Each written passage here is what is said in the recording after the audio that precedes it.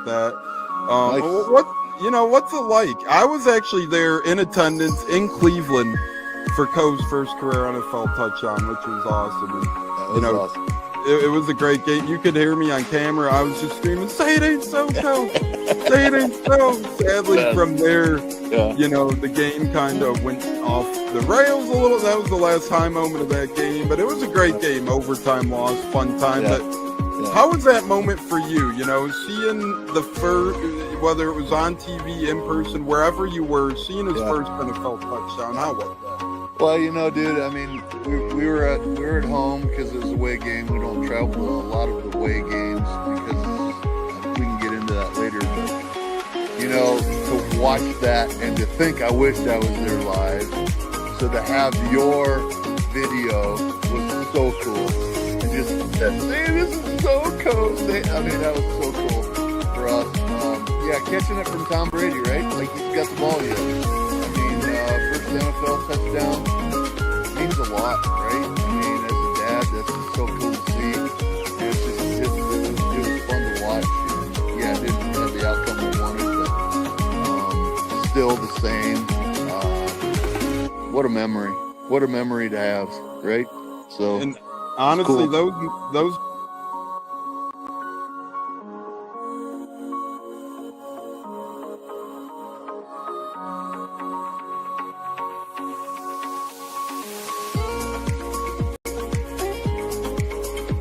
One of the best guests ever, the Buccaneers in the house tonight.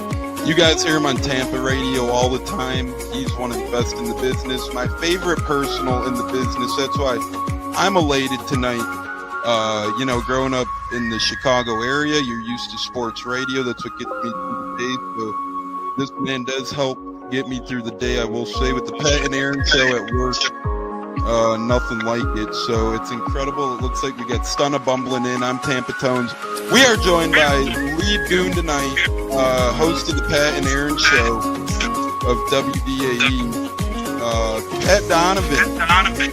And it sounds like Stunna is bumbling a little bit. Going to put him on mute for a second until that gets a little clear. But we're joined by Pat Donovan. It looks like Stunna's hanging out with Cheech and Chong in a car with the windows up or something over there. It does look like you got a little. No, my camera's broke. And he was trying to pull me in big time. And then I was like, hey, nothing's happened with Indianapolis yet. Like, I really want to give Indy a chance. And then also I talked to Cody Gruden, once he took over Rich McCann, still like, well, look, I was like, y'all just give me the opportunity to explore free agency, see what's going on, and then can I make us do it? All right, everyone, you are tuned into the Buccaneers of wide receiver Kalen Geiger, and we are about to have a great pod. This is the Buccaneers. You're tapped in, and here we go. Howdy ho, howdy hey, how the hell is everybody? Welcome back into the Buccaneers podcast on a Tune Me Up Tuesday. Cleve and me in the house saying buck it up. The great Trisha. We love our lady listeners saying good evening, Trisha. We appreciate it. CC in the house, not Chris Carter, but our own Christopher Cole saying evening, peeps. Evening, Christopher. Hope you're surviving cut day well. Cut day is a tough day, ladies and gentlemen. We're going to go over the sad, somber news around the National Football League today, where we have to remember a lot of these guys lose their jobs and probably never touch a football field again for some of these cats after today. So it's rough, it's tough, and one of those days where you got to be humbled as a fan and as a player. Not an easy day around the league. A ton of breaking news, Bucs-wise, NFL-wise. Trades are pouring in. I mean, to me, this has been one of the more crazy cut weeks in a while, especially if you're a Bucs fan, as we had a lot of notorious, high-profile UDFAs in the bunch this year as well, which made it interesting, very interesting. And we're going to go over to our great co-host, Bucs by 30, and see what his thoughts were on today. Zach, how the hell you doing, brother? Welcome back. Crazy day we had on or couple of days, I should say, we had on our hands, brother. Yeah, been like the Wild West out there. A lot of moving parts. A lot of teams making some surprising cuts. So it'll be interesting to see how it shakes out in the next couple of days once the waivers open. Yeah, and you're 100% right on that. That's what people have to remember too. A couple of years ago, what came to mind was when Keenan Isaac made the active roster, the initial roster, I should say. And a couple days later, I believe we signed or claimed somebody, and just like that, he was let go and then got scooped up by another foe. And it's just a fluid situation. We can't really cement this team yet. Obviously, the Levante Davids, the Mike Evans of the world, those guys are different. But the guys who just barely cleared that roster, that's a great point, Zach. And we'll get into that more so as well. J-Lo, thoughts? How the hell you doing, brother? Welcome back. The days are ticking until you're in Chicago for NFL opening week kickoff, brother. Oh yeah, looking forward to it, man. The cuts are done, and like Zach mentioned, now we wait to see if we claim anybody the next day or two. It'll be interesting. But the roster's set. Now we can get it going and get prepared for Atlanta coming up next week. Couple tough days for friends of the program. CJ Brewer, Tyreek Funderburk among those releases. I hope they find their way back to the practice squad. Wouldn't be shocked if those guys did get claimed somewhere given their experience, but also wouldn't be shocked to see them back on the practice squad. So we'll see what their future holds. We're going to talk about them throughout the show as well, but hats off to Brewer and Funderburk. I hope we haven't seen the last of you two gentlemen in a Bucs uniform. Just two great people, man. These guys are good guys, pros. I'll never forget last year, Tyreek Funderburk. I met him in front of the hotel, ran into him in the city at night, the night before the game, and him and Keenan Isaac were actually waiting for an Uber to go somewhere to eat. And Tyreek Funderburk, some guys didn't want to be messed with. Very understandable. The night before a game, hurricane week, all of them had to travel to New Orleans. Crazy, right? Funderburk gave me like a 15-minute Q&A pretty much, just me and him back and forth. He's even like, you got anything for me to sign, blah, blah, blah. Like, he's offering this, he's offering that. Just a great dude. And he said the Bucs treated him great. They did the hurricane the right way, he said. It felt like Noah's Ark with all the animals and family members traveling to New Orleans. So my guy, Tyreek Funderburk, I really wish you well, and I do hope to see you back. But, Zach, we're going to start off with you, my friend. I got a good question for you. As if nobody's aware, we're going to pretty much be talking about Bucs and NFL cuts all day today. Yes, there was a Bills game, but that pretty much wasn't that important of a game in terms of retrospective things. Sure, some guys' roster fates might have been decided by it, but at day's end, pretty much not, right? Because it's a couple of guys who played well in that game end up getting released. It's just the nature of the beast, the nature of the biz. Zach, I want to get your thoughts on the wide receiver room as Olivia joins. Hi, my favorite people. Hi, Olive. Love our lady listeners. But Zach, thoughts on how it shook out? Trey Palmer ends up getting waived. We talked about for weeks, months on the program now, me, you, and J-Lo specifically, that we didn't think Trey Palmer would make it. We thought he'd be traded a while ago, and then we thought he'd be released. We thought maybe he'd back his way in given the injuries, but he just, even this preseason, he couldn't really stay on the field. And Zach, when you're juggling injuries, the best ability is availability, and not only that, Trey Palmer pretty much got the keys handed to him last year to be a crucial part of the team. Pretty much had no competition at returning.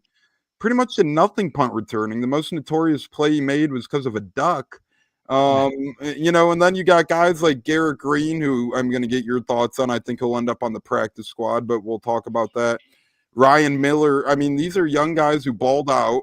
Cam Johnson's important for special teams. I mean, Zach, how do you feel on how the wide receiver room shook out? It's almost about what I thought. I thought Trey Palmer might have had a saving grace, but hey, he just didn't shape up. Yeah, I agree. I think the Trey Palmer cut was a little, I don't want to say surprising, because I think we all kind of could see it. But given the two injuries to Godwin and McMillan, I thought he was going to stick on the roster just until at least one of those guys came back. So that one I was a little bit like, oh, okay. But I think they appreciated what they had more in Miller and Cam Johnson with the special teams aspect of it, right? So those guys really showed what you have to do to make an NFL roster when there's a lot of difficult cuts that got to be made. I mean, even Cam Johnson, he had two horrible drops in that last game. But I think what he did on special teams and what he brings to the table on special teams outweighed that. He'll probably, if he's going to be on the field, it's going to be on the field in a special teams capacity. Not if Cam Johnson, if we're relying on Cam Johnson to win us a game, there's been a lot of other shit that went bad in that game to get us to that point. So I think it comes down to special teams just outweighed. They saw Trey Palmer's value in that role, and then they saw Miller's and Cam Johnson. Miller's more of a like a tackler. He had several games where he led the team in tackles for special teams in the preseason. So but I wish Trey well. I mean, I think the kid's got talent. I do. But sometimes it just doesn't work out at a certain spot and they go somewhere else and have success. Yeah, and there's a lot of wide receiver needy teams, I feel like. There always are for depth purposes. But, Zach, you make a lot of great points. Going to highlight a couple of them specifically. I think I agree. I know, you floated the word surprising around. I think it's surprising more so in the fact of how low Trey Palmer was viewed by this front office, right? I mean, no disrespect, but like you said, Cam had a couple drops, and I know he's valuable on special teams, but if Trey Palmer was that big of an asset, they surely would have kept a guy like that around. So I agreed with your first use of surprising, but it's just incredible how low he's fallen, right? Huge rookie year, making plays against the Eagles, and then suddenly is viewed so low that he gets outbeaten by guys you may not expect to have him beaten by. And then, yeah, Cam, he ain't really going to be on the field offensively unless injuries occur, blowouts happening. Let's just hope it's special teams. So a couple of really good points there. Alex Schomber in the house. Buck Nation in the house. How we doing, Bucks Nation, our guy? JT Olson. Sup, y'all? Sup, JT? JT, you still got to DM me your address, brother. I'm getting all this stuff out tomorrow. The flags, the koozie, and a shirt. So please, please, please, you're the last one I'm waiting on, kind sir. Just DM me your address as you were a proud winner of a flag. But J-Lo, thoughts on your wide receiver room aspect and how things shook out? Any surprises to you, or is that about what you thought in terms of the Bucs? I know we're all happy that Ryan Miller made it, deservingly so, in a couple of aspects. Aspect A, he was a guy who was available all year last year, and he was the only one who was available all year last year in the wide receiver room. So, again, we say the best ability is availability. And number two, he made some good plays in the regular season last year in limited action and then had a good preseason this year, J-Lo. Yeah, I mean, for the most part, I will say Cam Johnson was a little surprising to me because those two drops were a big question mark. But special teams does count, and obviously it's going to be really questioning. They're going to put Tess Johnson at kick return, punt return. They're probably going to save him as wide receiver 4 behind Sterling Shepard's 3. But overall, I'm happy for Ryan Miller. You heard me mention in the past that he played his butt off in the preseason, made plays when he needed to. So God forbid if another injury happens, we want to see Ryan Miller over there. If he is, then I think he'll be ready to play and go out there and ball out for the most part. Garrett Green showed some great things. I think he'll make the practice squad and be ready to go when to be summoned. Injuries do happen. God forbid. But overall, I mean, the receiving room looks good for the most part. We'll say on that part. Yeah, I agree. And speaking of giveaways, Bucks Nation says, I'm looking at the Kyle Trask trading card I won from you guys. Oh, man, LOL. So, hey, that memory doesn't leave, right? And not that he made a lot of him, obviously, barely played. JT, I got your DM, by the way. Thanks, buddy. So all fires away on all the packages tomorrow. Awesome, awesome stuff there. But, just because the guy leaves a team, obviously the Bucks always come first, but you still appreciate their Buck history, right? I mean, he was a Buck for 4 years, and he gave us a cheap backup option for those 4 years. So hopefully Kyle Trask lands on his feet. Still a cool trading card, and that's kind of the beauty of it. He's forever cemented into Bucks history. All former Bucks are, whether you play one snap in a uniform or you play 18 seasons in a uniform, right? So interesting stuff there. Zach, speaking of interesting, some people thought how the D-backs shook out was a little bit interesting. You had guys like Bryce Hall and Tyreek Funderburk being waived and released, as our guy B-Shuck in the house. B-Shuck, how the hell you doing, brother? Welcome to our cut day conversation here on the Buccaneers. But Zach, you had Josh Hayes make the roster again. Special team significance there, right? He's gotten all-pro votes for special teams before. I mean, not a good corner, not knocking him because that's not really what he's meant to do on this roster. I think it's kind of like what you mentioned with Cam at the wide receiver position. If we see Hayes on defense in a game, Zach, I think that would be puzzling, right? Yeah, that usually means there's a bunch of things that have gone wrong when you got your CB5 in the game.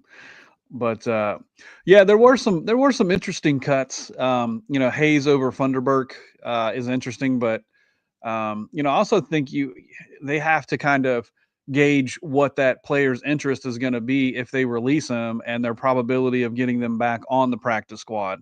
So I think that factors into some of the decisions on who makes the initial 53 as opposed to who doesn't, is if there's more of a demand. And I think that weighed in heavily on the Trask and Bridgewater issue. I know Bridgewater had a lot of interest if he would have been cut, right? And the Bucs didn't want to run that risk. Now I know Trask's injury played into that as well, but that made that decision a lot harder than it needed to be because I think most of us kind of thought that Trask was going to be QB2 and we'd have Teddy on the practice squad. And if Baker went down for any length of time, Trask could maybe limp us through that game, and then Teddy would be called up and maybe be the starter for any extended period of time. But the situation changed, and here we are. But as far as like, oh my God, I can't believe that. I think the cut that got me the most was Jackson. I think that was the most surprising. He really balled out in the preseason, but I'm hoping he's one of those guys that clears waivers and we bring him back. Yeah, that was just tough. At one point, I thought they were going to keep both UDFA middle linebackers, Jackson and Bullock, but it turned out they didn't have room for both, which after the release of Anthony Walker, you thought it was, hey, maybe slightly possible, but the Bucs went in a different direction. Interesting way they built this roster, and we'll talk about that later as well. But yeah, a couple of surprising things, and I tweeted yesterday, Zach, about the quarterback room. It's like, yeah, the Bucs felt very comfortable. It felt like going into the draft with their 1, 2, 3. They had Baker, they had Trask, they had Pratt, and yeah, they were going to have Pratt and Trask maybe battle it out for the 2 spots. Some people thought, but regardless, they had their 3 quarterbacks. Suddenly, it seemed like they signed a UDFA QB in Baszlik, and they just thought, hey, this is going to be a nice camp body, right? And then suddenly the tide turned. He probably impressed in rookie camp, and they felt like, hey, this is a guy we're actually going to give a legitimate shot to in the preseason. He exceeded expectations. Obviously, Pratt got hurt, so they felt very comfortable with sliding Baszlik into QB3, kind of the practice squad role. And then all of a sudden, you had Teddy Bridgewater. They must have saw something they really didn't like in Trask in terms of being comfortable with him backing up. And maybe it's what they didn't see because it's just unknown, right? And like everybody's saying, hey, if Baker, knock on wood, let's hope he doesn't. But if he did go down, we just don't know what Trask could do. Maybe he balls out, maybe he doesn't. But if you need a guy in a quote-unquote pinch, Teddy Bridgewater is that guy, which made Trask expendable. And if he gets picked up by another team, the Bucs save on what they were to owe Trask primarily and would have to pay him a very low lump sum of money as well, where Bridgewater's money was more guaranteed. So there it is. A lot to unfluff there in the quarterback room and more. J-Lo, thoughts on that? Convos were joined by Buckin. Must be a lot of interest in Teddy elsewhere. I mean, the thing with Teddy Bridgewater, as Zach and I kind of just alluded to, he's just more reliable in terms of being a backup quarterback. And what you want in a backup quarterback is a guy with experience and a guy you can trust if you need him for a couple of games, right? No one's looking at the backup and saying, man, I hope this guy could start the whole season for me. No, you're looking at it like, hey, if I start 2 to 3 games here, it could be something special in terms of maybe they'll go 2-1 or 3-0, kind of like when Minshew was with the Eagles or Kenny Pickett filled in with the Eagles, Tanner McKee with the Eagles, right? So we'll see. But J-Lo, thoughts? Yeah, I mean, the Trask release was surprising to many of us. I felt like he was going to be QB number 2, being the backup, and Bridgewater was going to go to the practice squad. But obviously, Trask just couldn't show enough to run the risk of releasing Bridgewater for him to get picked up by another team. So it is what it is. I'll always will be rooting for Kyle Trask wherever his journey takes him. I think he is a good quality number two. He can go in there, help win games. It just won't be here, which is fine. Bridgewater, experience, and God forbid Baker goes down, then having Bridgewater in gives us a really good chance to win some football games because of his experience. And I'm fine with that, And like I said, for all the trash haters, is what it is. You get hit on the man, but I felt, he did what he could to be the number two QB, but now he'll be somewhere else. Yeah, and Brian, our guy B Shuck, makes a great point, saying pretty good story with Chukwuma making the cut. That's Ben Chukwuma, the tackle. One of three UDFAs to make it. Josh Williams, a running back as well, and John Bullock out in Nebraska. Williams had a crazy story relatable with his father. Bullock is from the Nebraska bloodline that Jason Light seemingly loves. So we're going to go around and each take a UDFA and kind of say what we think they could bring to the table. Bucs Nation, to answer your question first before we get back to B Shuck's comment. Tomorrow at noon Eastern is the deadline on putting in. So right now what happens is veterans of 4 or more years who have played of service time in the NFL who were outright released can sign with anyone right now. And that's what Shy Tuttle just did. Got released by the Panthers, signed with Tennessee. So if you're a veteran and you were released, you could sign anywhere right on the dot. If you were under 4 years of service time in the NFL, you get put on waivers. And tomorrow at noon Eastern, those guys can all get claimed. So the Tyreek Funderburks of the world, the Garrett Greens of the world, if those guys somehow do get claimed elsewhere, that happens tomorrow at noon Eastern. Now, after that, after noon Eastern hits, both veterans and young guns, again, combine kind of in the same pool. And then you'll start seeing all veterans and young players start signing to practice squad. So that's kind of the timeline of tomorrow, or right now into tomorrow. Right now, release veterans of 4 or more years of service could sign anywhere. Noon Eastern to get your waiver claims in for the 4 or year less service guys. And then tomorrow at 12:01 Eastern, all those guys can start signing to practice squads accordingly if you went unclaimed, unsigned, all of that good stuff. Felt like a Dr. Seuss tongue twister right there. So Zach will give you first dibs. You want to talk about Chukwuma, Bullock, or Williams, my friend? I'll take Chukwuma, just because it's on the screen there. Yeah, that kid's got a lot of potential, a lot of upside, and he's one of those guys that had he been cut, he probably would have had some interest with other teams. So it's like, do you take your chance, or do you give him a spot because you see the talent? And he seemingly, aside from what I think he had, couple 3 false starts in the preseason, which, that's going to be one of the harder things for him to get used to, is the timing and the speed of the game with his limited experience of playing actual football. But the kid's got talent. He's got all the athletic tools that you would want for somebody that's going to, be a backup, possibly swing tackle. And he's in a position in his life where he's absorbing everything there is about the game. So if you want to cross train the guy, that, now's the perfect time, because he doesn't have, years and years of just being on the left side ingrained in his DNA. He's got a little bit more, he should be a little bit more teachable to switch back and forth on the line. But I think the kid's got tremendous potential, and I'm glad he got a roster spot. Agreed completely, and I love the kid. I hope we get him on the show one day. I did DM him right after he signed with the Bucs. He replied. We were going back and forth a little bit, so fingers crossed.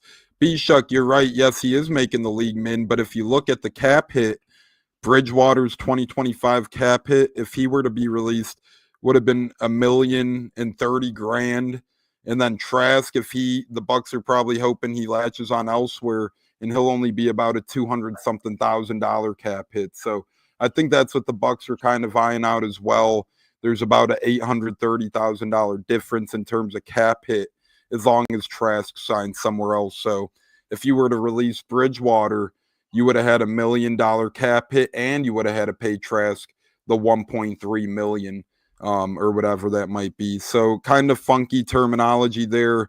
But instead of paying Trask $1.37 million, now you pay Bridgewater, less than that. So $1,255,000. I know it's semantics, but that's about $100,000 difference. And then the cap hits about $800,000 difference. So all in all, it's about a $900,000 difference in Bridgewater and Trask if you count the cap hit / actual salary earnings to keep him on the roster. I hope that makes sense. I confused myself as well right there. But pretty much they think Bridgewater not only is more valued elsewhere, like Zach said, but he pretty much saves the Bucs 800 to 900 grand in some sort of way or fashion out there, if that makes sense. J-Lo, you want to take Williams or Bullock on the UDFA train? And by the way, I want to give a shout out to my guy, Rashad Wisdom, UDFA from last year, who made the team. So just awesome stuff there. We highlighted him in his preseason play this year and his strong practice squad showing last year. So quick kudos to you, Mr. Rashad Wisdom. Got your jersey hanging up right there, my friend. But J-Lo, go ahead. No, I mean, shout out to Rashad Wilson, like you said. I will say that. Proud of the kid for making the roster after pretty much sitting out redshirting last year. But I'm gonna say, give me Josh Williams. I like the kid a lot. I know SR not too long ago mentioned the Bucs really liked him a lot. So congrats on him. Amazing story how his dad tried, well, I believe back in '97 or '98. I guess made the team an undrafted free agent, or he tried out. I'm not too sure. I'm still looking into that, but I will say the kid's really good. Obviously, to me, caring for running backs, that shows how important he really is, and he would have been at risk of getting picked up by another team. If not, then the Bucs could have took a chance at going for a practice squad. So I think this kid is going to have an opportunity to possibly see the field eventually down the road. 'Cause, injuries happen. Hopefully not all of them will remain okay, but I like the kid. Like Josh Williams, I think will be RB3 next year. Yeah, he signed with the Bucs as a UDFA, by the way, in May. So he did sign with them as a UDFA, a little bit of a later UDFA, but nonetheless signed with them. Still impressive, nonetheless, right? Because whether you're a tryout player or a UDFA, such an uphill battle. I think Tucker or Rashad White, one of them two will be gone next year. One of them two will be back next year is my prediction. But, Bucky will still be in a rookie contract.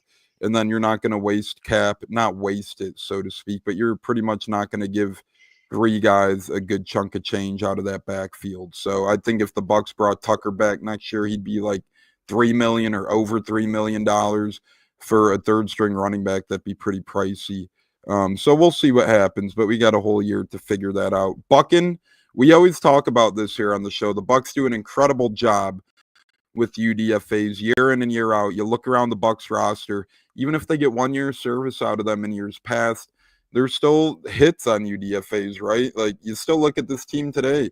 Christian Izzian, he was a UDFA. As we mentioned, Rashad Wisdom, UDFA. Ryan Miller, he was a tight end out of Furman when the Bucs brought him in. Cam Johnson, wide receiver out of Barton. I mean, these are UDFAs who help build the culture, help build the roster. Sean Tucker, the list goes on. And Funderburk, I hope he comes back to the practice squad. So these are guys. Merriweather.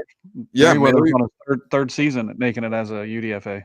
Correct. And I'm honestly impressed. I know we have certain people out there who's hating on him, but I like him as a depth piece. I really do. And to me, he learned a pivotal lesson last year. Not that he wasn't trying at the beginning of the year, but I feel like he just wasn't really adapting well in year number 2, and then he got let go, and then the Bucs brought him back, and he played a hell of a lot better. So kudos to Kavion Merriweather for, fixing and adjusting his flaws and really becoming a good depth piece. But Bullock, quickly, I'll go over him. I think this is going to be a nice linebacker depth piece for the Bucs. Obviously, we'll see what happens with Nick Jackson if he ends up on the practice squad as well. Then maybe Bullock and him could be interchangeable. But for Bullock's sake, he did beat him out. And John Bullock right now is here to stay, and he's from Nebraska. And the bloodline is Jason Light proved he loves Nebraska players. I mean, Trey Palmer, a Nebraska cat. Khalil Davis, drafted late in the draft a couple of years ago. He was out in Nebraska. Obviously, not that Light drafted him, but Levante's been a Nebraska guy. He brought in Sue from Nebraska. So he does like his Nebraska pipeline. And Bullock is one of those guys who is going to get every opportunity to establish himself as a depth piece for this team. So I'm really excited for the kid. He signed with the Bucs in April. and he started and recorded solo tackle on kickoff coverage, and then he grew into a stud in Nebraska. So interesting to see how he could do. I mean, he didn't get drafted, so the battle is still tough for him. Not saying it's going to be easy, but making the active is certainly a good step in the right direction, right? You go from a little player getting a tackle on a kickoff and being excited about that your first year in college to growing into kind of the star of the defense to being undervalued in the draft. He's hungry, man. This kid's going to be hungry. And you bet we've had linebackers from Nebraska before, Barrett Root and Levante David, who have helped this team. This could be another one of those guys. Zach, you could take this question, my friend. Yeah, I think he will be Shuck. I'll give it a 99% chance he doesn't get claimed, and that's not a knock on him. But you see guys who are getting released right now, KJ Osborne's, Trey Palmer's of the world, they're going to draw intrigue elsewhere just because they're veterans in the league who have proven that. I want Garrett Green back, not only because I think he has potential as a wide receiver, but Zach, I love what the Bucs could do. Hey, scout team quarterback, if they're facing a guy like Lamar Jackson out there, a guy like Garrett Green is going to help you prepare for a game a hell of a lot better. Nothing against Bridgewater or Basics of the world, but those guys don't got the wheels that Green and Lamar sure do. Right. And in my mind, I'm playing it out as he was the last receiver cut that didn't make the 53. So I'm thinking that means something. So I'm hoping that he clears it. And it sounds like all the like Pewter Report and JC Allen, all those guys are really reporting how high the Bucs are on him. So he's got a good shot. And after the game when they talked to Tez, he raved about Garrett Green and his work ethic and what he brought, to the team and how he's adapting. So, I mean, it sounds like he's got a good shot. I'm telling you, the kid's a hell of an athlete, man. If he can get the ball into space, he can do some damage. And he opens up the trick plays just a smidge. If he ever can get on the field and make some contributions. Yeah, and I agree with that. And B Shuck saying Almond just posted trash. So that's actually good for the Bucs. That means he's probably more likely to sign elsewhere. Again, I thought the Raiders would have been nice, but Kenny Pickett going there. Cleveland loves their quarterback, so hey, go sign with Cleveland. But Zach, if you had to predict where Trask ends up, where would you say? Oh man, I think that the easy one is Jacksonville, right? He's got a little bit of a connection with Cohen, and then maybe Carolina. I don't know what their quarterback situations are like though. I don't know who their twos are there, so I don't know. New Orleans needs something. They have just two dumpster fires at quarterback back there, so I think everybody would lose their minds on Bucs Twitter if he signed in New Orleans, but. He's going to go where he's got the best opportunity. Yeah, I agree. J-Lo, thoughts on all of that? And running back should have made the roster before Williams. He's saying right. What are your thoughts on that as well? So thoughts on where Trask lands and thoughts on R.L. Wolf saying, hey, Wright should have made it ahead of Williams. I do agree with Zach. I say either Jacksonville or Carolina. Familiarity with both those coaches. Could be Carolina, even though they got Andy Dalton as a backup behind Bryce Young. As far as Jacksonville, I think they got Kyle Allen, if I'm not mistaken, as their backup. I could be wrong. It may not be him, but Jacksonville could be a likely landing spot. One of those two, I believe. New Orleans, I don't think so. I think Trout's going to go with familiarity where he had some success there. And as far as Owen Wright being picked over Williams, like I mentioned earlier, the Bucs really liked Williams a lot. And for us to keep 4 running backs on the roster, that meant something. Owen Wright had a really good game the first game, but let's be honest, he was a camp body. He came as a camp body because we were dealing with injuries in between. I believe Rashad White got hurt in the first game, but also Josh Williams wasn't ready to play.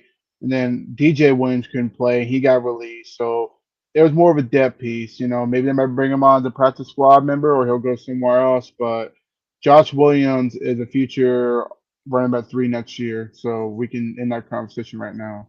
We have a lot of Trask to Carolina. Buckin says Carolina. CC says Carolina.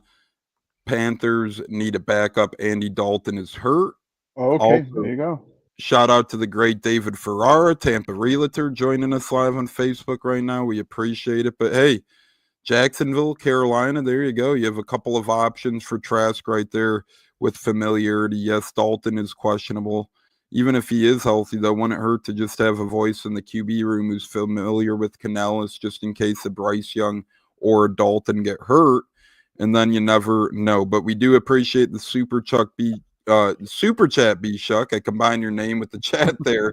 But that made for some good convo. If you're wondering, Nick Mullins is Jacksonville's backup, so Trask could go over there and compete for QB2 as well. Williams is going to be number 2. I don't think he'll be running back 2 this year at least. Maybe next year he could be. Hey, you never know though. But or you mean jersey number 2? Maybe he means jersey number 2. We'll see as that's available now.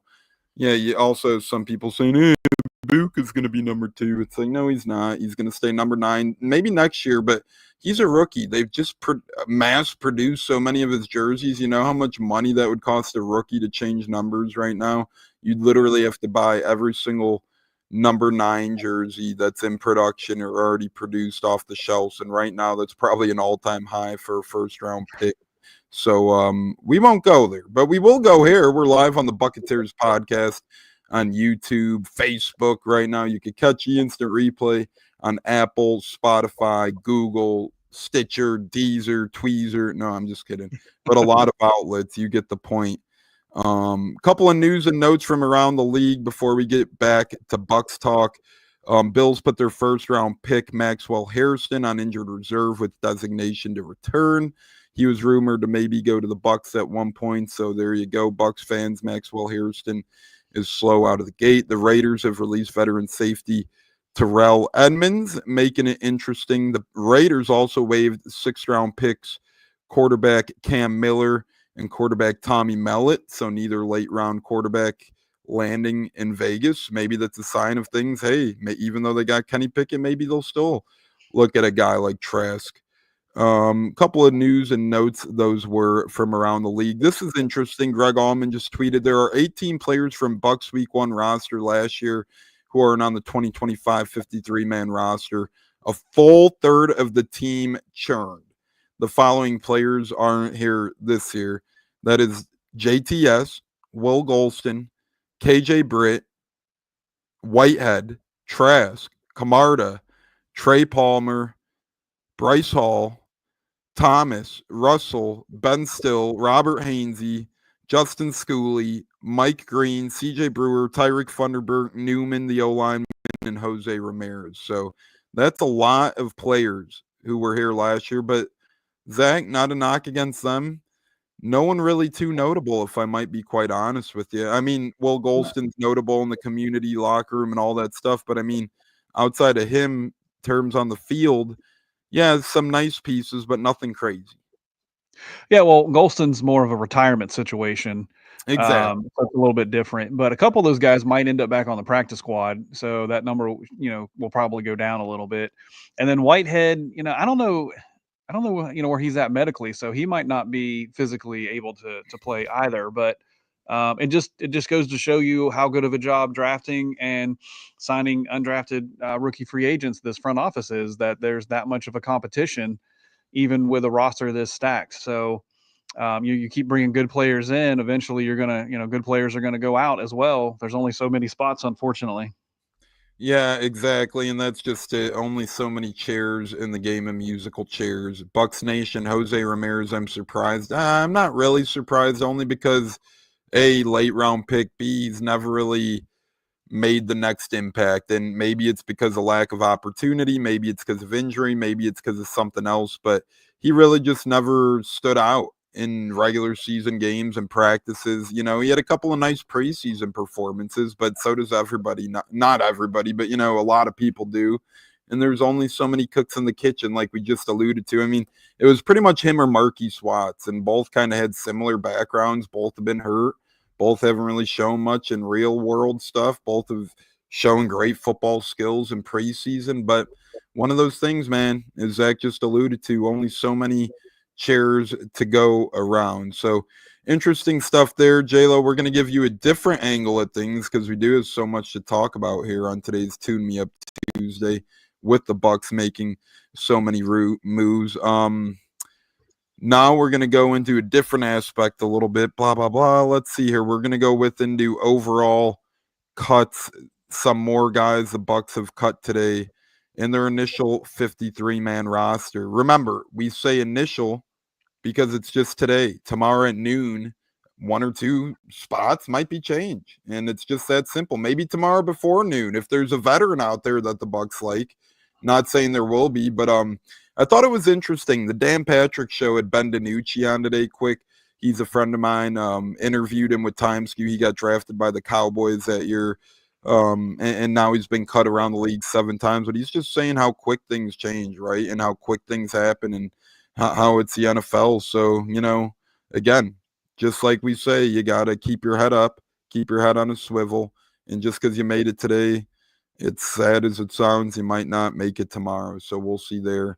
But J-Lo, other notable roster cuts for this Bucs team, some people were up in arms about seemingly, or maybe not up in arms about, but, just topics of conversation for the Bucs. We haven't really talked about this one yet too much, but where is it at? Sorry, I just had a placeholder on who I wanted to talk about next, but I want to get your thoughts quick just on Tyreek Funderburk, friend of the programs, and see where he heads next. Thoughts on him and Brewer. You were on the shows last year where we had them on. 2 great guys. Just quick thoughts on them.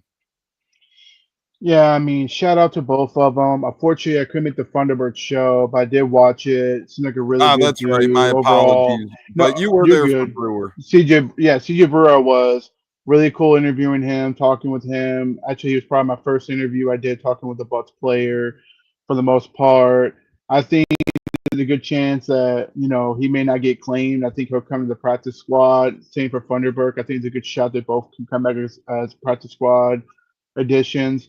I'm not sure Terry Funderburk is still hurt. I know he was hurt the last game. He didn't play the preseason game 3, so that all depends, how his injury goes. But I think I can see them both back in the practice squad, especially that they know the playbook, the scheme, and all that. So that's what I feel about them for the most part. TJ Brewer made some plays last year, and that he has a better shot of getting picked up before Funderburk. But I think they both end up on the practice squad. How could I forget? This is a tweet I was looking for. Pretty much, of course, Desmond Watson, many of you know by now, he's been released. But the exact tweet, Todd Bowles said, hey, never say never. If it's a couple weeks from now and he shows that he's made progress, we could bring him back. So, J-Lo, I kind of thought that was interesting. Do you believe maybe there's an under-the-table handshake agreement with Watson and the Bucs? Or if another team gnaws at his bit, you think he'll take bait elsewhere? But I just thought that was an interesting way to coin that term. Hey, we'll see in a couple of weeks. What the hell does that mean? To me, I feel like Bowles hasn't totally given up on him.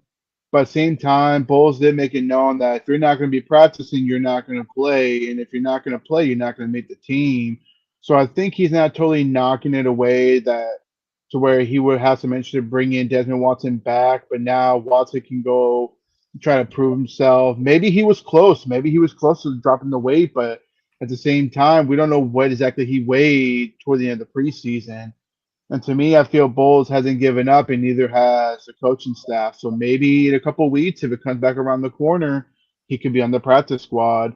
So I think Desmond Watson wants to stay local. I think he's appreciated what the Bucs have done for him to help him try to get his weight down, try to communicate. It's hard for a big boy like that to lose weight, man. It's not that easy. We all know it's not that easy to lose that much weight in a short period of time. So to me, I feel this could be a redshirt year for Watson, kind of like wisdom, to where he may get in better shape next year and he'll be ready to go. Or maybe during the middle of the season, he might be in good shape. We don't know. And obviously, he's not going to be an every down D tackle like Vita Vea and Kalijah Kancey or Logan Hall. But he could be a situational third or fourth down D tackle. But he's got to get in shape. And I feel like Bowles believes in him. And I like the fact that he said the door's not shut. So that to me shows that there's a possible chance we could see him on the practice squad later this year. Yeah, I think that's encouraging, at least maybe not for him in Tampa, but just in general that, hey, a guy like Bowles still has faith in him. Maybe other coaches do around the league. So best of luck to him. B-Shuck says they aren't going to let that guy die on their grass, of course. I think that's a big part of it too, right? Zach, the other prolific UDFA who got a lot of attention here, got released. He was the first of Bucs cuts, Shiloh Sanders. Obviously, had a little altercation on the field, right, wrong, or indifferent. Just a penalty flag and an ejection from a game just can't really happen, even if it's not his fault. You're a roster fringe guy. Even if you're getting hit after the bell, you got to keep your head and prevail from that. I don't think that's necessarily what did him in, but I think that made him the first cut. That's for damn sure. But Zach, what say you on Shiloh Sanders and his future in the Yeah, league? the punches that he threw did not get him cut from the team. It was everything else that he did on the field that got him cut off the team. I mean, if you look at his statistics from his time on the field, it was not very good. I know everybody like went crazy over that quarterback hit, but I wasn't that still a completed pass? I can't remember, but it didn't really affect the outcome. The ball was already out when he got there, so it wasn't like it altered the outcome of that play too much. If the kid's last name wasn't Sanders, we wouldn't be having this conversation. His opportunity that he's probably going to get after this is also because his last name is Sanders. And I'm not knocking it. You use what you got, but his play on the field did not meet the hype that he was getting from the fan base. He seems like a really nice kid. He seemed like he, did things out in the community, was real personable, and that kind of stuff. So I can get why people are, attracted to him as far as that aspect goes. But when you're between the lines, his play just didn't meet the standard that the Bucs were looking for. Yeah, and we're just going to rapid fire between Zach, JLo, and myself, go through all of the Bucs roster cuts we haven't gotten to yet to this point, as there are a lot of them that have been made, believe it or not. We've talked about a ton of them, but a lot still to get to. Former Cardinals, Lions, Chargers, and Rams defensive lineman, defensive tackle Eric Banks. He's been on the Bucs last year and this year, missed all of last year with an injury. He was let go. JLo, thoughts on Eric Banks and his release? Never really got to see him too much in the regular season. Just wasn't really available, man. You gotta be available to play the game. Like Bull says, if you can't practice, you're not gonna play. So yeah, he's got experience where he's been, bouncing around teams, but same time you gotta stay healthy and remain on the field. So just another one to be on the lookout for in the future. So I'm happy by injury. Maybe we'll give him another look, but he's just one that wasn't gonna make the team either. Yeah, Zach, another one that got released from the Bucs, former Penn State defensive lineman and UDFA Devon J. Thomas. He got released, and he was actually a rookie camp tryout. He was a tryout player, and then he made his way onto the Bucs 90-man roster. As Bucs Nation says, agree with you guys. I met Shiloh several times over training camp, talked to him a couple times. Great guy, but agree with you guys. I'm sorry, but when you're 450 dropping, 50 is not. I agree, B-Shuck. It's easier to lose weight when you're bigger. Not to sound like that, but 400, 500-pound guy losing weight is a lot easier than a 340-pounder even. So really good point there. And it's not really harsh. It just is what it is, sadly. So Zach, quick thoughts on Devon J. Thomas. Obviously not a lot of time spent here, but he was part of the roster cuts. I'd say, he must have shown something between rookie minicamp and getting a chance to be on the 90 and getting to play in some preseason games. So that might be a name to watch out for on the practice squad. I agree. And, that's definitely a practice squad candidate. I think that's a very good point. I'd almost assume he's a lock if he doesn't get claimed. So good stuff there. I might have missed it, but no, there's really nothing to talk about Mike Edwards now. I mean, he's been released like 4 or 5 times in the past calendar year. So best of luck. Always loved here. Super Bowl champion. Great player in his heyday with the Bucs. But, I just don't see a future for him with the Bucs at all. And his future's running thin in the NFL. He'll probably be one of those guys who keeps going practice squad to practice squad at this point, backing up injury for veteran depth. So we're not going to waste too much time on Mike Edwards. Nothing against him, but there's really nothing to talk about. He just keeps getting released at this point. Tennessee, Tampa, Kansas City twice. they're just adding up pretty quick. So I hope him well. I wish him well. No harsh feelings. I love Mike Edwards and what he did here, but just not his time anymore, man. Sad to see, but that's how quick you go in the NFL, like Ben DiNucci said earlier. J-Lo, a little bit of a surprise to some people. Former Buck defensive tackle Mike Green released, and he spent the last 2 years with Tampa on and off the active roster. Yeah, that one was kind of a head scratcher because he's, like I said, he knows the scheme. He's been part of the rotation coming in and out.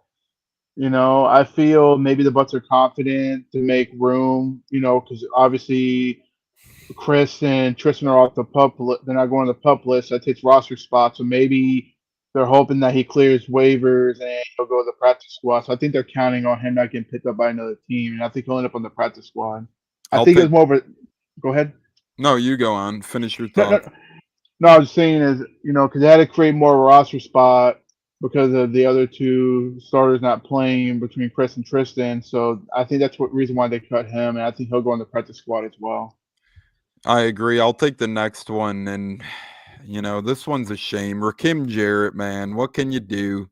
Just never really got going. And no, I do hate for him to lose, obviously, his job, but it's like he had, again, another guy with every opportunity. He kept getting hurt year after year, couldn't stay on the field. Over 20 games, didn't produce that great. I know he was more of a depth receiver, but only 13 catches for 184 yards in 20 games. Preseason, he had a couple of boneheaded plays, including a return, had a big drop. His special teams isn't that strong, so not really a surprise that Rakim Jarrett didn't make it. And I don't even think he'll be back on the practice squad, to be quite honest. I think they value a couple other receivers they let go more so than him, specifically Garrett Green. So we'll see. But I think that's probably the last of Rakim Jarrett in Tampa. I guess very outside chance he returns to the practice squad. But again, given Garrett Green and the fresh blood of receivers, I know we'll talk about another wide receiver coming up, Dennis Houston, though. They like him as well. So, there's going to be guys that are trying to get on that practice squad. And I just don't see it with him. Zach, your next safety, Will Brooks, and that was reported by Greg Allman. Bucs have waived rookie safety Will Brooks, who joined the team as an injury replacement this past Monday. Had 2 tackles and 45 snaps last night in first preseason action against Buffalo. So not really a surprise there, Zach. Yeah, I don't think he had enough time to prove anything or, make anybody recognize him. He got a call. He answered the call. He came in. He did what he could in that short amount of time. It's just time was against him as far as trying to make an impact to earn a roster spot. Exactly. Pretty much those guys know the uphill battle. They're just looking for a mini quick payday at that point. And then sadly, they're on to new endeavors in a couple of days. So it's a life of an NFL player. Like Ben DiNucci got signed by Atlanta Thursday, waived on Monday. He posted a picture on Twitter of an airport beer and said, nobody understands the feeling of a post-release airport beer. So hats off to him. You're better off not on the Falcons anyways. And now he'll be doing CBS broadcast analysis. He's actually on the call for this Saturday's Air Force Bucknell game on CBS. So pretty cool stuff. Congrats to Ben DiNucci on that. J-Lo, offensive tackle Raekwon O'Neal. He's been around the Bucs for a couple of seasons now. He could be back on the practice squad once he's healthy, in my opinion. But thoughts on him? He's been hurt a lot the past couple of seasons, very limited. Yeah, very limited D, very unfortunate. Injuries got the best of him. But at least, practice squad edition, kind of heal up, learn the playbook, keep going with the playbook and be ready to go so that happens bearing injury. Yeah, Jacob Harris, former Philadelphia Eagle, Jacksonville Jaguar, Los Angeles Ram, former Eagle Super Bowl champ. Only 1 catch for 6 yards in his career. Pretty good size, though, former UCF product, 6'5", 211 pounds. He made a couple nice plays in preseason. And again, I think they'd even like him on the practice squad over a guy like Rakim Jarrett, but he just fell victim to a loaded wide receiver room. So Jacob Harris falls victim to that. We talked about Owen Wright a little bit, so we'll leave him be. Jace McClellan, running back, Zach, Bucs waived him, according to Greg Allman at Fox Sports, who joined the team late in training camp. Again, he was a former Falcon draft pick that only got in for one preseason carry against Buffalo. He was more of a camp meat body. Thoughts on that release there, Zach? Yeah, same thing. I just don't think he had time to do anything. I don't even think he's gonna have a possibility at a practice squad spot. I think if they do sign a back, it might be right and bring him back and put him on the practice squad. But McClellan was just didn't have enough time. Yeah, good point on that. Warren Peoples, the UDFA outside linebacker, was waived as well. He never really made a lot of noise. Obviously showed enough to kind of stick around this far, J-Lo, but the fact is he was never really going to beat out a guy like Marquise Watts or Jose Ramirez seemingly. But thoughts on him? To me, that's a guy we could maybe see back on the practice squad, J-Lo. No, absolutely. Unfortunately, he had too much, much better experience edge rushers ahead of him. And he could be a practice squad addition if he wants to, which I think he could. Or not, hopefully Jose Ramirez. But to me, Peoples could be a practice squad addition. I mean, it's hard to beat out these guys that have been here a lot longer than you. So that's all I can really say about Peoples. Former 2022 UDFA, briefly in Tampa. Trey Avery spent time with the Titans, 49ers, and Patriots before coming to the Bucs. The Bucs just signed him on Friday, and he had a team best 7 tackles Saturday. Again, life of an NFL player, right? They pretty much intentionally signed him to just use him in that game to ultimately release him. It does stink. What more could he really do? I mean, he got brought in and had 7 tackles in a game. So Trey Avery, he'll be signed somewhere to a practice squad around the league for sure. Don't know if it'll be in Tampa. Maybe it is, maybe it isn't, but he'll latch on somewhere for sure. Feels odd going into a season without Golston on the roster.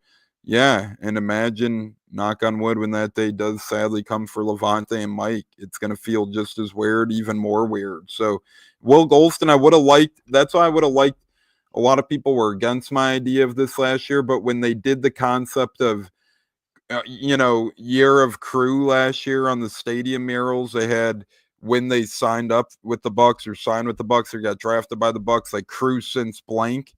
To me, they missed the opportunity to give Will Golston one last honor.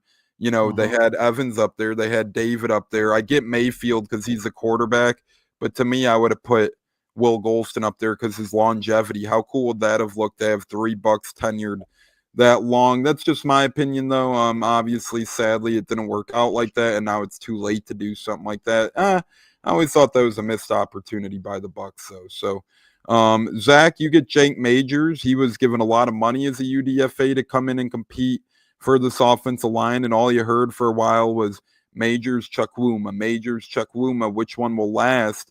And Majors had an injury, so he kind of got screwed there. Obviously, Chukwuma performed really good as well. But thoughts on that release, Zach? Yeah, it's unfortunate. It's how the nature of the beast goes.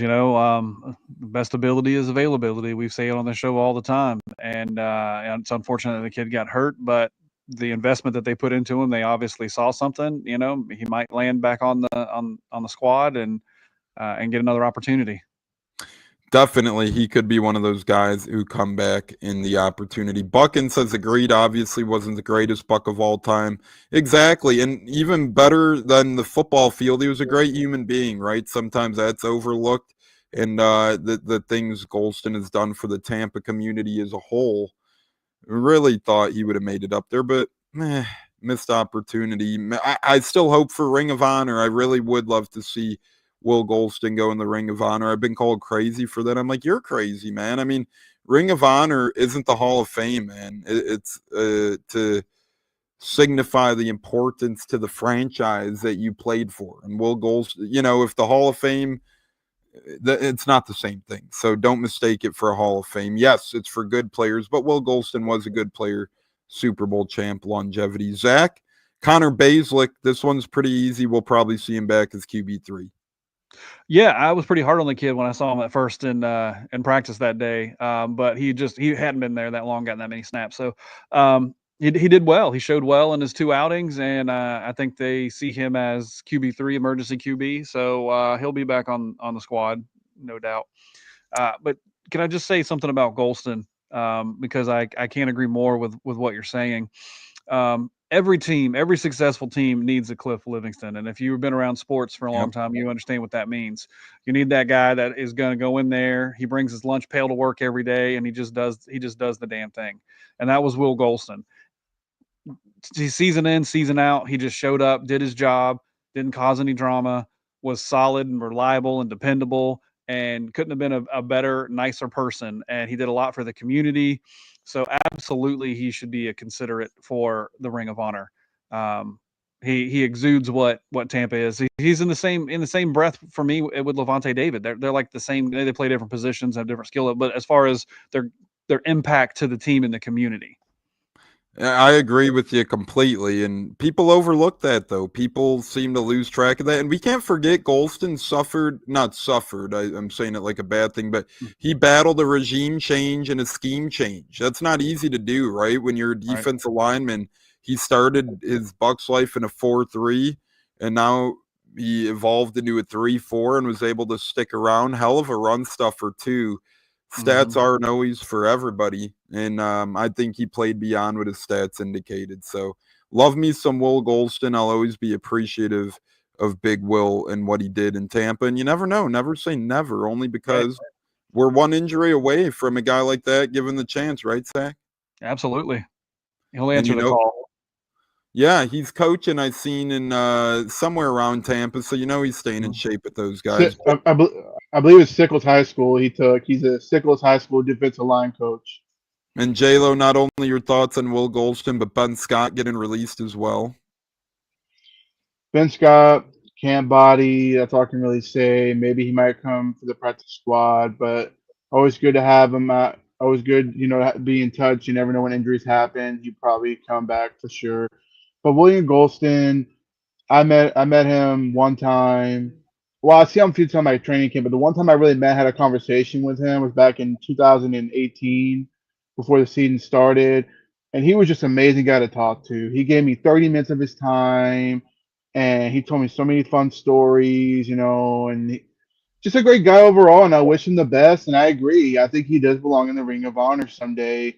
And I think they got room to make for him as well because, he did a lot of good things in the community. And he was a team player, He loved playing with his guys, and I'm glad he won a Super Bowl ring to go with it as well. So, best of luck to him coaching those youngsters over in high school, over at Sickles. I'll be rooting for him, of course. And if he wants to come back for another go, if the Bucs call him, he will come back, and we'll be happy. But I wish that punter wouldn't have took his number, though. No disrespect. I wish that didn't happen, but it is what it is. We can't retire every single number, but for the most part, he'll be the only 92 I'll ever know besides Booger McFarland. Agreed.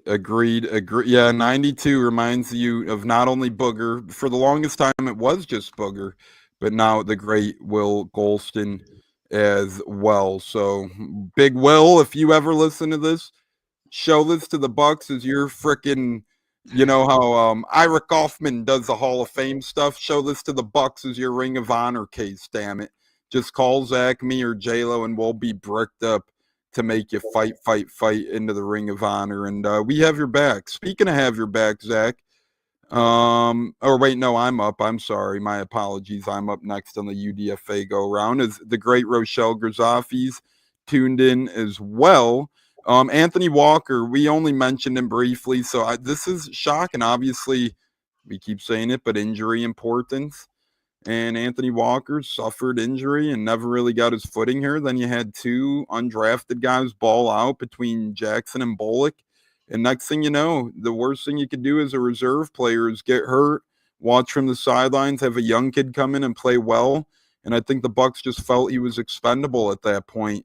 Save a little bit of whatever coin you can, recoup a little bit of what coin you can, and move on with the youth movement that they might need when Levante David probably retires next year.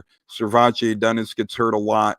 They're going to need a youthful plug, and one of those guys could provide it. Deion Jones isn't a spring chicken either back there. So good on the Bucs part to acknowledge, hey, maybe going with the young guy here is a smart move. Zach, we're going to give you Luke Haggard next. He's been on the team several years now, never really got his footing, but the big tackle is seemingly part of the cuts. Yeah, I think he's a victim of some of the the younger guys that might be earning that spot. But you just never know how these things go. Even if they don't make the practice squad, they got a familiarity with the system, and they're just a phone call away from getting another shot, another opportunity. Um, yeah, I think that's what it is. We just went in a different direction. J-Lo, Tyler McClellan, who joined the team during training camp. J.C. Allen was a little shocked by that. Were you at all?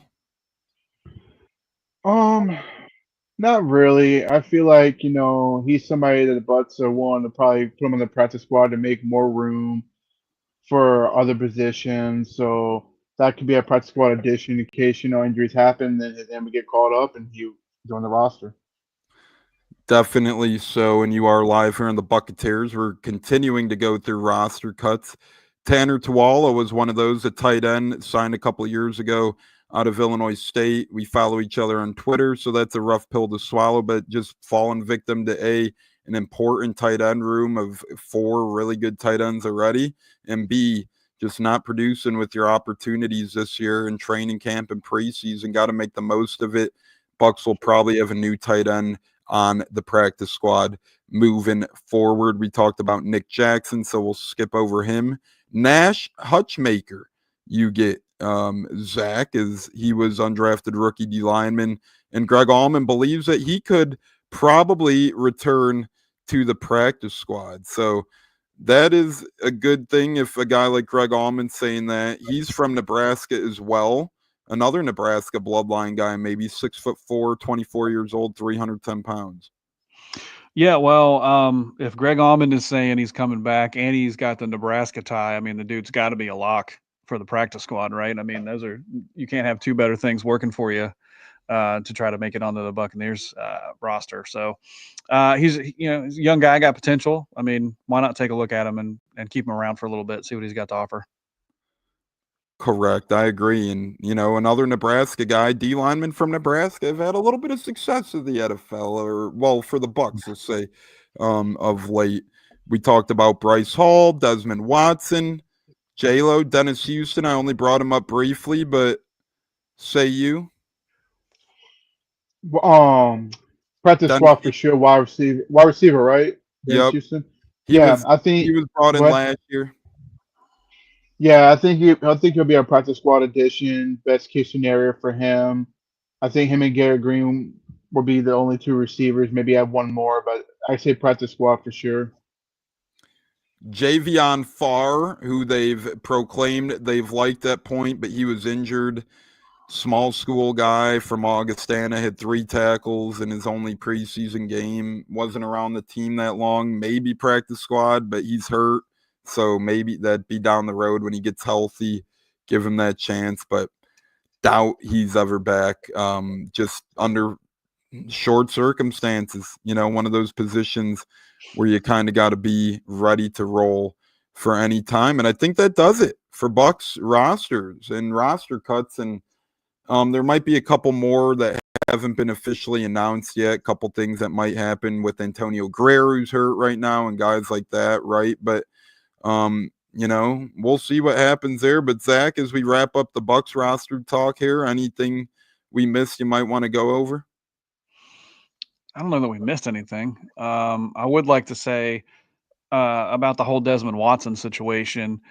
Um, and with the majority of these guys in the whole, we're never going to know 100% of the story. We're going to get 10, 15, 20% of what the actuality of the situation is. But from the outside looking in, it looks like the Bucs kept that kid around and gave him targets to hit, and he didn't hit those targets. So they went the route of cutting him. And maybe it's the wake up call that he needs to there's consequences to the choices that we make in life. So he has an opportunity to maybe, meet some milestones. I'm sure that the Bucs probably gave him a blueprint of, hey, you want to make a roster, these are the type of things you got to do. Because my understanding is he came in at 464 and he left at around 430. So I mean, that's not a significant amount of weight in that amount of time that he spent with that club, where he had the best facilities, the best nutritionists, and all the things that you could possibly need to embark on this journey of weight loss. And I don't think he really capitalized on the opportunity. and colleges will kind of put up with that kind of stuff a little bit. The NFL's not going to, because it's a business first. So he's still got an opportunity. We had those guys on, and they talked about how his athleticism is off the charts for a guy that size. So he's got potential and he's got promise, but he has to take some accountability and some ownership and do the things needed to get on the field. Yeah, we'll see. We were just notified our Bucs live stream might be having technical difficulties right now. We're good on YouTube and good on our other Facebook stream, so our apologies. We'll try and see what the hell's going on about that, but technology. David, they said he worked hard and it's not over for him here. You guys are making shit up in your head. Who's making anything up? I mean, who's making anything up? J-Lo, who's he even talking? Who's he even talking about? Is it Desmond Watson? Is he talking about? Yeah, we all rooted for the guy. That's what I'm trying to say. Like, bro, can you please give us a name who you're talking about? If it's Desmond Watson, can you put it on the screen on the comment section? Ain't nobody putting nobody down. It's getting cut. It's a business. It happens, and we're all rooting for Desmond Watson the whole entire time. If you watch the other shows in the past, we were saying good things about him, but unfortunately, he didn't meet where he was supposed to be, and it's obvious. So if you're gonna badmouth in the comments, then and making stuff up, whatever you say, sir. We don't know that he worked hard. All we've seen him do is walk around the field. We don't know, right? So we're assuming that he uses the facilities to work out.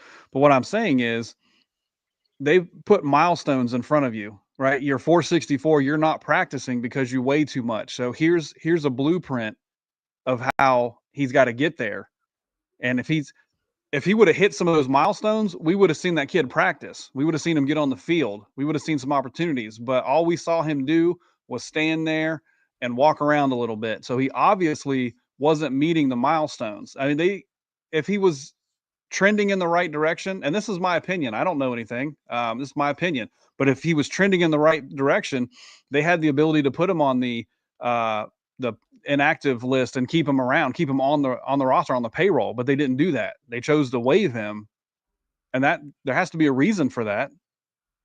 And even though he says Bowles said it, and this isn't a shot against Bowles, yeah, coach speak. A lot of coaches say a lot of things. They're not going to say, "Oh, he was lazy," even if he, come on. I mean, Bowles just said Kyle Trask a couple weeks ago looked great, doing everything they asked, blah blah blah. It's coach speak. Yeah, and I'm not saying the kid's lazy. What I'm saying is he didn't meet the milestones that the Bucs obviously needed him to meet, right? And Bowles even said, "Hey, the door's not closed." So what that means is he's got to go do those things, and if he does those things, they'll revisit that opportunity. What I'm saying is this situation that he's in right now, this is a wake up call. This is where you're at that fork in the road in your life, where an opportunity has been placed in front of you, and you got to make a decision, right? And that's all I'm saying. If people actually watch the beginning of the show, we said he might be back. We said it ourselves, I hope he is. But people just want to take things and run with it. We were knocking on the guy. We talk about him every show. We're big advocates of him. We literally said we hope he had a long-term plan here. As B-Shuck says, the guy's weighing too much, and it just is what it is. Sometimes reality is reality, people. Reality is reality. I mean, come on. Let's just say, you made it seem like he hasn't made that decision already. No, we never said that or made it seem like that. So I'm not really sure what you're talking about, David. B-Shuck, they weren't going to gamble with his life. Exactly. This is an organization of integrity and priority, and, that kid could collapse out there at any given time. So we'll see what happens. Not really sure what the kerfluffle's about. We've all been big Desmond Watson supporters, and pretty much that. J-Lo, anything else to throw in? This is kind of getting out of hand now. Apparently, somebody's in his feelings. That's fine, but like I said, we're supporters of Desmond Watson, and we're not making anything up. We're just stating what we're seeing. We're not seeing him running. We're seeing him, like you said, walking around. So we don't know what's going on behind closed doors.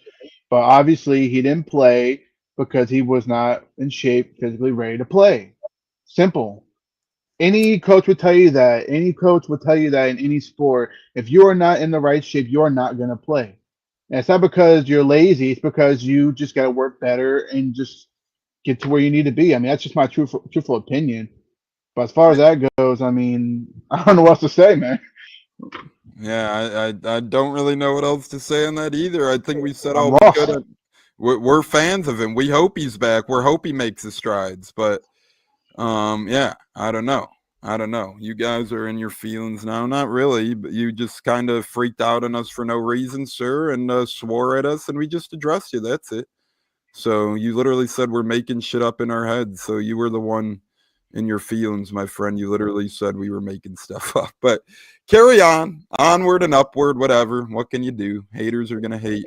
Last couple of news and notes from around cut day from around the NFL here before we give our final words and give our upcoming schedule as well. As J-Lo will be back with an incredible campus kickoff here in a matter of days, which was a lot of fun last week. If you missed it, go check that out. But moves from around the NFL, just crazy day. Spencer Rattler named starter. Zach, thoughts on that? Pass. I don't care. I mean, the Saints are so bad right now, man. So bad. I guess that's the best option, to let him go out there and take the heat, and then maybe put in Tyler and see if that doesn't. I don't know what they're doing. They're trading draft picks. I don't know what they're doing. I know. Yeah, I will say that's actually a smart. At first, I thought Shuck would be the guy, but kind of a smart move, maybe to let him develop, even if it's a couple games, right? I don't think life's long for Rattler, but yeah, whoever it is, I don't think it's going to be that effective. J-Lo, thoughts on that in general? I mean, it is what it is. I think because of his experience last year, I think that's what Coach Moore wanted to go with. Probably more experience at quarterback in the NFL. Probably doesn't want to throw the rookie out there into the fire, so it made sense. Let him sit. Let him win the game.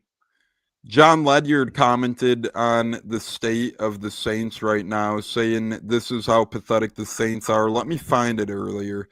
But he said, I don't know what is funnier, because there was apparently the Saints inquired about trading for the Steelers punter or whatever, and I guess Steelers had two good punters on the roster. So John Ledyard, formerly of Pewter Report, said, I don't know what is funnier, the Saints being willing to trade yet another asset despite the window they are in as a franchise for a punter, or the Steelers refusing that asset in the window they are in as a franchise despite having another good punter on the roster already. So we'll see. It seems like Steelers and punters don't go together for whatever reason the past couple of seasons, but we'll see on that. Zach, final word for the program. Could be anything NFL related, Bucs related, brother. What say you? Oh, real quick, let me say the upcoming schedule before final words quickly. We'll be back on Thursday with our campus kickoff week 1 NCAA football show, our second campus kickoff show. The first one was a great success. J-Lo, you did a hell of a job, knocked it out of the park, brother. David, no hard feelings, man. I just, we just had to defend ourselves, and we're being told we're making shit up in our heads. So that's all it is. We appreciate you dropping by and sticking around with us. But yeah, J-Lo campus kickoff will be out Thursday morning, so that'll be a lot of fun. Watch us predict some college games for the week on the campus kickoff. And then Saturday, we'll be back on a Saturday showdown, weekend of football kickoff show. Going to be incredible. Got a lot of college to talk about. Guys, we got college football Thursday. We got college football Friday. We got college football Saturday. We got college football Sunday. We got college football Monday. Just incredible, incredible stuff. B-Shuck, you're too good to us, man. Buckin says thanks for the show. We appreciate it, Buckin. We love you, bro. B-Shuck, look at that, Zach.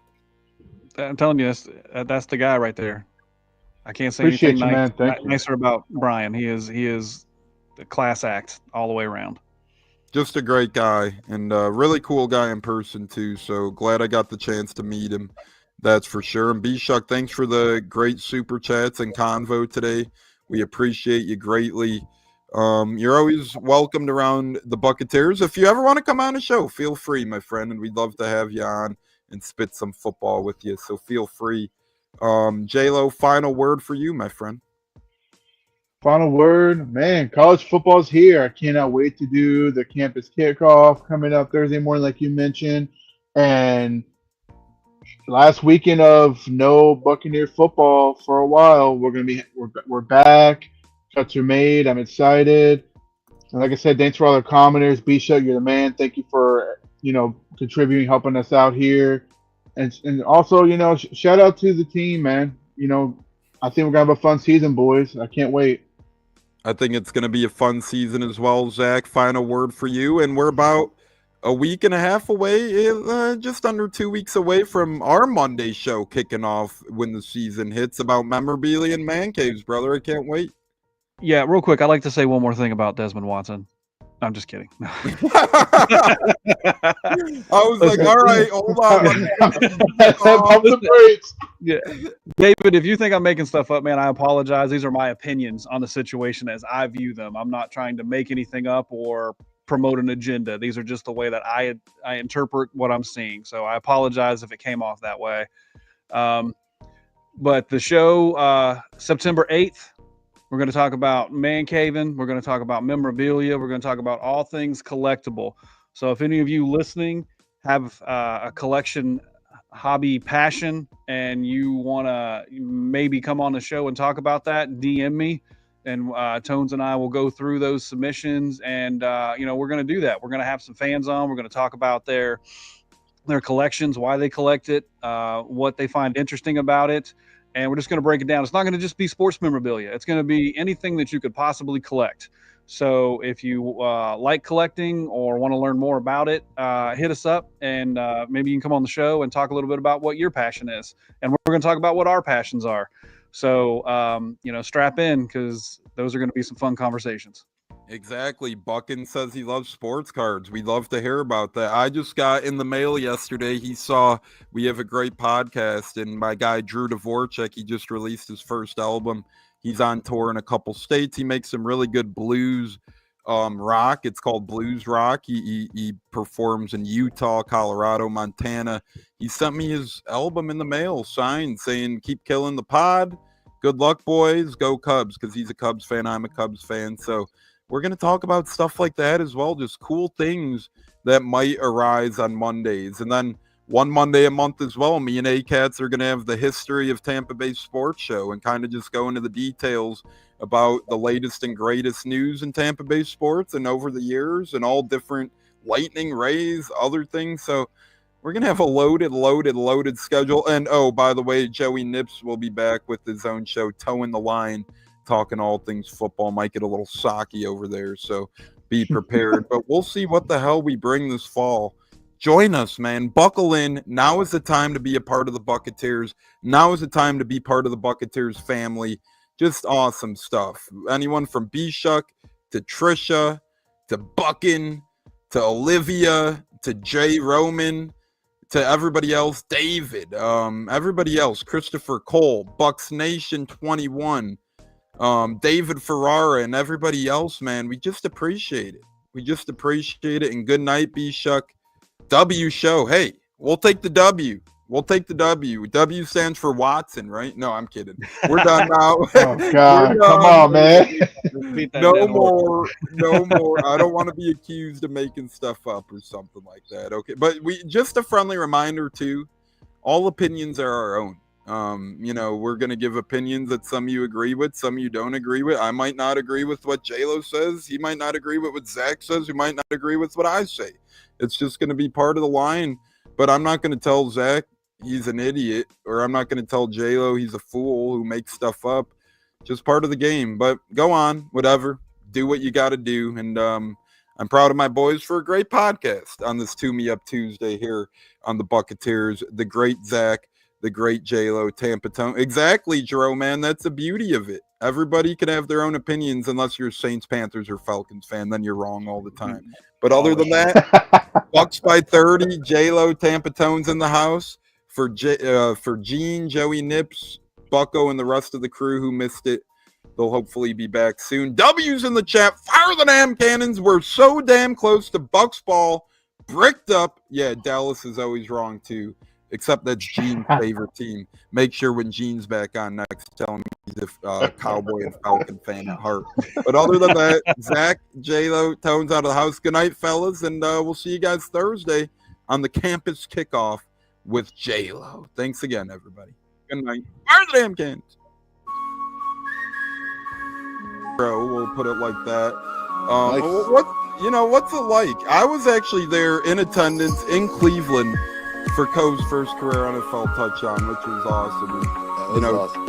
it was a great game. You could hear me on camera. I was just screaming, "Say it ain't so, Coe! Say it ain't so!" Sadly, from there, the game kind of went off the rails a little. That was the last high moment of that game, but it was a great game. Overtime loss, fun time. Yeah. But how was that moment for you? Seeing the first, whether it was on TV, in person, wherever you were, seeing his first NFL touchdown. How was that? Well, dude, I mean, we were at home because it was a away game. We don't travel to a lot of the away games because we can get into that later. But, to watch that and to think I wished I was there live.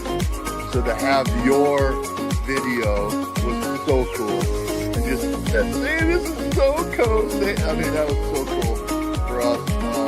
Catching it from Tom Brady, right? Like he's got the ball yet. I mean, first NFL touchdown means a lot, right? I mean, as a dad, that's just so cool to see. And it was fun to watch. And, it didn't have the outcome we wanted, but still the same. What a memory! What a memory to have, right? So, and honestly, cool. those.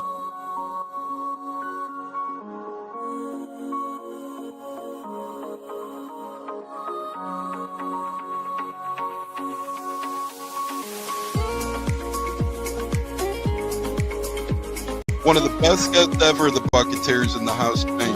You guys hear him on Tampa radio all the time. He's one of the best in the business. My favorite personal in the business. That's why I'm elated tonight. Growing up in the Chicago area, you're used to sports radio. That's what gets me through the day. So this man does help get me through the day, I will say, with the Pat and Aaron show at work. Nothing like it. So it's incredible. It looks like we got Stunna bumbling in. I'm Tampa Tones.